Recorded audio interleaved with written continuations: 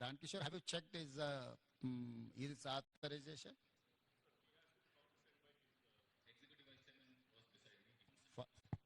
Kishore, this is your responsibility to see that he is authorized person or not. If he is not authorized person, if he is signing also, it is not going to serve any purpose. It is not valued also. You cannot take just like that any unauthorized person. First, board has to give some authorization to this person. Then this person can negotiate. This person can take a decision. If he is not competent authority, we are going to deal with him also. Tomorrow they will say that he is not authorized person. How come he has? No, Mr. Chatto. His question is, do you have a board resolution authorizing you to take? First, you get that board resolution. Unless until if there is no board resolution, you are not competent authority. Orally, they may say. Tomorrow they will say that he is not authorized person. He is looking after crisis management. He is not competent authority to negotiate with this deceased people or government. Tomorrow it will become a legal issue for department as well that deceased families.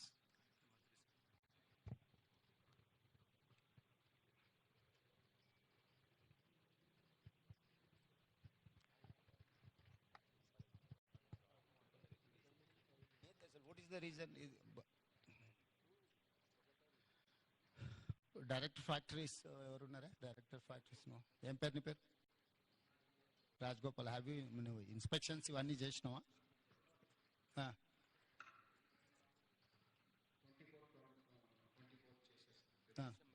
Okay, అంటే మొత్తం ఓవరాల్గా ఇది చేసిండ్రా? ఏమన్నా issues ఉంటే find out చేసి వాళ్ళకి ఏమన్నా షార్ట్ లిస్ట్ ఏమన్నా ఇచ్చిండ్రా?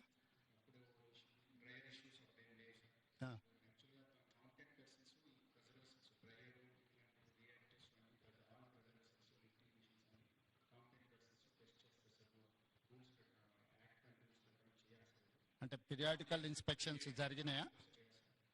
అంటే ర్యాండమ్ చేస్తారా, స్పెసిఫిక్ గా డ్రైయర్ చేసిండ్రా? దానికి ఏమైనా మీకు కంప్లైంట్స్ ఉందా?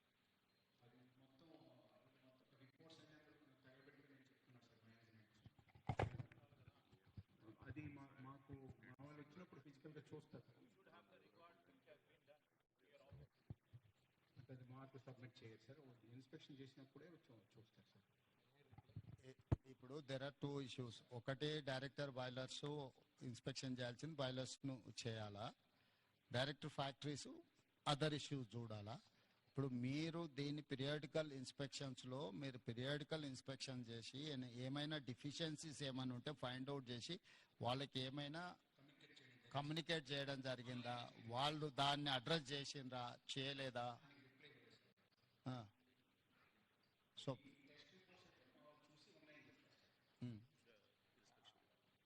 In the mic, I will reply. Mukhyamantri garu, the inspection report is very clear. It is a detailed report. They have found out, they have brought it to their attention. What are the lacunas in the plant? They are supposed to rectify those. So I just told Secretary garu, we'll also come up with a rule that whenever an inspection takes place, within 6 months they have to get an action taken report. They don't have an action taken report because they say that they have to take care of those points. So here, actually, the reason of the explosion, whatever has happened, that they are not able to understand why it has happened. It's mainly in such industries, it is because of the dust. And in this kind of an industry, there is an electrostatic current which is there. So because of this combination of this dust and micro crystalline cellulose being a combustible point, it burst and it has created. So I was telling Mr. Jacob, for these kind of industries, there will always be some safety angles which needs to be done. I think that was missing here. They need to go a little bit more in depth and comply with those conditions. Kishore, ఇప్పుడు ఈ factories director కానీ boilers director కానీ ఏమేమి inspection చేసిండ్రు, ఏమేమి లోపాలు ఉన్నాయో వాళ్ళను నోటీస్ చేసిండ్రు, దానిలో వాళ్ళు కంప్లై చేసిండ్రా లేదా, ఏం జరిగిందో నువ్వు డీటెయిల్ రిపోర్ట్ అంతా కూడా టోటల్గా అండర్స్టాండ్ చేసుకొని తీసుకోండి ఒకటి. రెండోది, ఇట్లాంటి యాక్సిడెంట్స్ ఈ కంపెనీలో ఇంతకుముందు ఎప్పుడైనా జరిగినాయా, జరిగితే what was the reason for that accident, so అప్పుడు ఏం ఇష్యూస్ని ఫైండ్ అవుట్ చేసింది అనేది ప్రీవియస్ హిస్టరీని కూడా వెరిఫై చేయండి.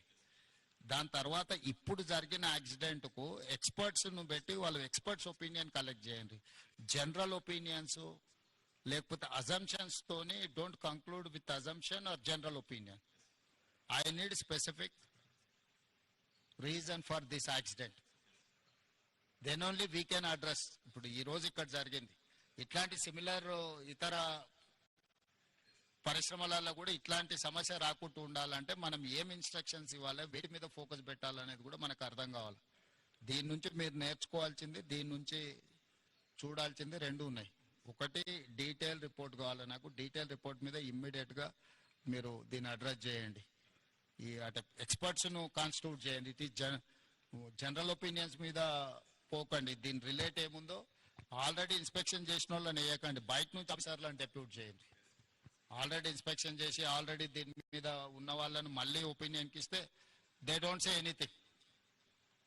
సో కొత్త వాళ్ళను దీన్ని వేసి దీని మీద టోటల్గా డీటెయిల్ రిపోర్ట్ అనేది దీని మీద ఇమ్మీడియట్గా తీసుకోండి.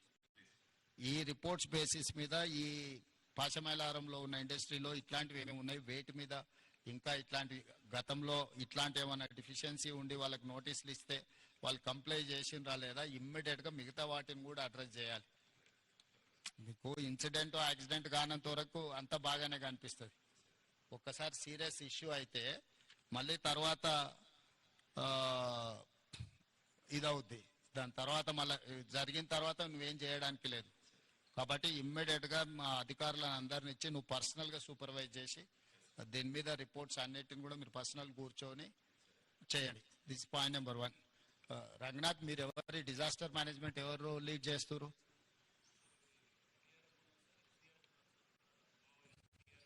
Okay. Arvind, who is looking after all these issues?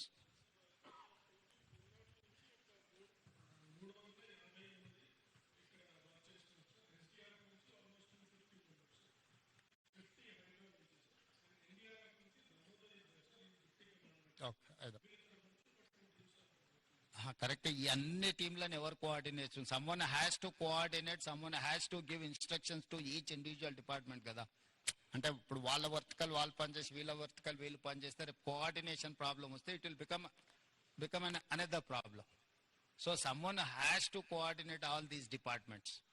ఇప్పుడు ఎందుకంటే ఆడ బిల్డింగ్ ఉంది, అది కొలాప్సబుల్ స్టేజ్లో ఉంది.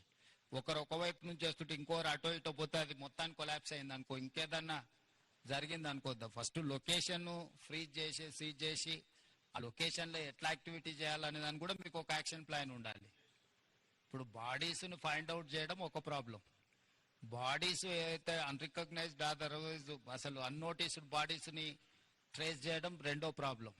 మూడవది, ఇప్పుడు ఆ కొలాప్సబుల్ కండిషన్స్లో ఉన్న స్ట్రక్చర్స్ని ఫర్దర్ యాక్సిడెంట్ జరగకుండా దాన్ని ఎట్లా రిమూవ్ చేయాలనేది మూడో ఇష్యూ.